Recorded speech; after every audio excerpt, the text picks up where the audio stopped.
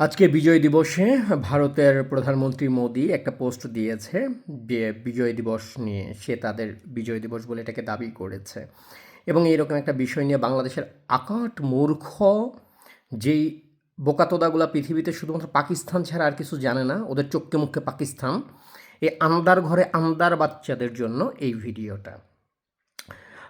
মোদি যে বিজয় দিবস বলছে এটা কি আসলে রাইট নাকি রং?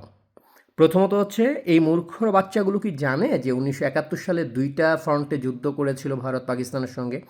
একটা হচ্ছে পূর্ব ফ্রন্ট এবং আরেকটা ছিল পশ্চিম ফ্রন্ট।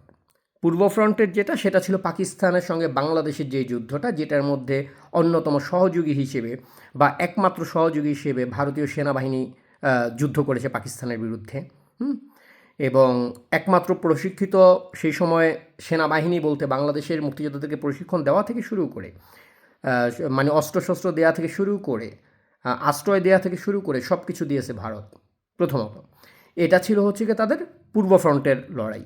এবং পশ্চিম ফ্রন্ট হচ্ছে গিয়ে পশ্চিম ফ্রন্টে ভারত এবং পাকিস্তান মূলত জম্মু কাশ্মীর এরিয়ায় যুদ্ধে জড়িয়ে পড়ে 1971 সালে, এবং পাঞ্জাব রাজস্থানের মতো জায়গাগুলো সেই যুদ্ধে জড়িয়ে যায়। তো তার মানে ভারতের সঙ্গে পাকিস্তানের যুদ্ধ হয়েছে দুইটা 1971 সালে, একটা পূর্ব ফ্রন্টে একটা পশ্চিম ফ্রন্টে। এই ইতিহাসটা ছাগলের বাচ্চা, নর্দমার কীট, অন্ধকার গলির পোলাপান এগুলো তো আসলে জানে না, কারণ ওরা তো আসলে কি বলে যে ওই টোকাই বা ওই যে কী কয় যে কিশোর গ্যাং তো রাস্তায় মানে ছিনতাই করতে করতে জীবন যায়। ওরা ইতিহাসটা জানবো কচু। হ্যাঁ, ভারতের বিরুদ্ধে একটা কিছু কই তুইব বিদায় দৌড়ায় পড়া যায়। এখন পশ্চিম ফ্রন্টে ভারত বিজয়ী হয়েছে। সেই রাজস্থান, জম্মু কাশ্মীর, পাঞ্জাবের অঞ্চলে যে যুদ্ধ করেছিল ভারত এবং পাকিস্তান, সেখানেও ভারত জয়ী হয়েছিল। তোমাদের বাবা হেরেছিল সেখানে, পাকিস্তান। তারপরে আসেন, এবার যদি আমরা আসি যে পূর্ব ফ্রন্টে, পূর্ব ফ্রন্টে বাংলাদেশের যে আমাদের স্বাধীনতা যুদ্ধ, আমাদের যে মহান মুক্তিযুদ্ধ, সেই মুক্তিযুদ্ধে বাংলাদেশের মানে সহযোগিতা সব কিছু করেছে ভারত। এই যুদ্ধটা বাংলাদেশের একার জায়গা ছিল না, এই যুদ্ধটা আসলে ভারতেরও একরকম যুদ্ধ যদি ভারত দাবি করতে চায়। 71 সালে বাংলাদেশের স্বাধীনতা যুদ্ধের সময়ে আমরাও ভারত মানে পাকিস্তানের সঙ্গে যুদ্ধ করেছি। আপনি এটাকে অস্বীকার করতে পারবেন না। আপনি যদি মূর্খতোদা না হন, আপনি যদি পাকিস্তানি রাজাকারের বাচ্চা না হন, তাহলে আপনি অস্বীকার করতে পারবেন না এটা। ভারত দাবি করার যৌক্তিকতা আছে যে 1971-এ বাংলাদেশ যে জন্ম নিয়েছে সেই যুদ্ধে আমাদের কাছে পাকিস্তান পরাজিত হয়েছিল, আমরা বিজয় অর্জন করেছি, এটা বলবার সুযোগ রয়েছে। কারণ সেই যুদ্ধে 1984 জন ভারতীয় সেনা জীবন দিয়েছিল এই বাংলাদেশকে জন্ম দিতে গিয়ে, এই বাংলাদেশকে স্বাধীন করতে গিয়ে, এবং 9,865 জন আহত হয়েছিল। এটা কাগজ কলমের হিসাব। এর বাইরে কিছু সৈনিক যাদের পরবর্তীতে কোনো তথ্য পাওয়া যায়নি, মানে তারা নিখোঁজ হয়ে গেছে, সেই সব কিছু মিলিয়ে নিহত আহতের সংখ্যা ছিল প্রায় 12,000-এর উপরে। আন্তর্জাতিক তথ্য অনুযায়ী, তোমার বাবা পাকিস্তানের রিপোর্ট না এটা, এটা তোমার আন্তর্জাতিক গণমাধ্যমের রিপোর্ট, বোকাচোদার দল। তো সেই যুদ্ধে ভারত বাংলাদেশের পাশে দাঁড়ালো, ভারত অস্ত্র দিল, ট্রেনিং দিল, নিজেরা নেমে যুদ্ধ করলো। সেই যুদ্ধে নিজেরা 1984 জন সৈনিককে তারা খোয়ালো এই বাংলাদেশের যুদ্ধের জন্য।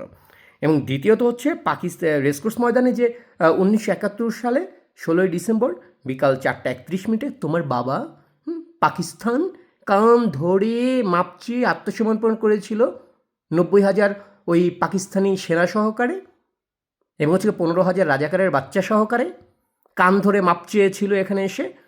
সেই মাপ চাওয়ার যে চুক্তিপত্র, আত্মসমর্পণের দলিল যাকে বলে, সেখানেও লেখা ছিল যে ভারতীয় মানে মিত্রবাহিনী এবং হচ্ছে গিয়ে বাংলাদেশের যে মুক্তিযোদ্ধারা রয়েছে, এই যৌথ বাহিনীর কাছে আত্মসমর্পণ করলো তোমার বাবা পাকিস্তান।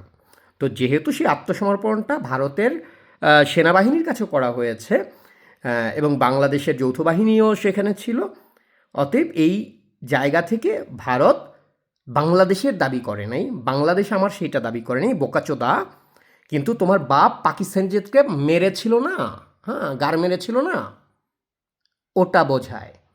অতএব এই বিজয়টা মোদি যদি বলে যেটা আমাদের বিজয়, তাহলে এটা তোমার পাকিস্তানি বাপ ছাড়া পৃথিবীর কেউ এটা অস্বীকার করবে না, গর্দভের বাচ্চা। বাংলাদেশের মালিকানা দাবি করা, বাংলাদেশ আমাদের দেশ এটা দাবি করা, এবং একটা লড়াইয়ে যখন 5 জন মিলে যুদ্ধ করে, যখন জেতে তারা প্রত্যেকেই বলে যে আমরা জিতেছি।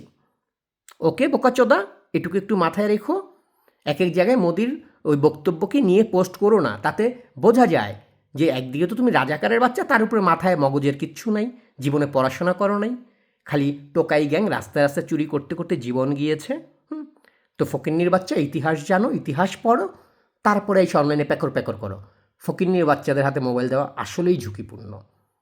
হ্যাঁ, 50 টাকা ছিনতাই করে 100 টাকা, হ্যাঁ, গাঞ্জা গুঞ্জা খায় 50-60 টাকার, আর 20 টাকা দিয়ে মোবাইল নেট কিনা ফেসবুকে এসে ঢুকা শুরু করে দিছে মোদি কেন পোস্ট দিল, শালার পো শালা।